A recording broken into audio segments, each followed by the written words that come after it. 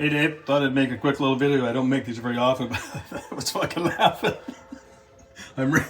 I'm rigging up a magnetic starter to my big air compressor. Anyways, I was trying to follow the wiring instructions, right? Thought I had it wired correctly. Got a 220 switch, breaker's all good, right? Hooked this little magnetic switch up. Went to hit the little green power button. Fucking thing blew up.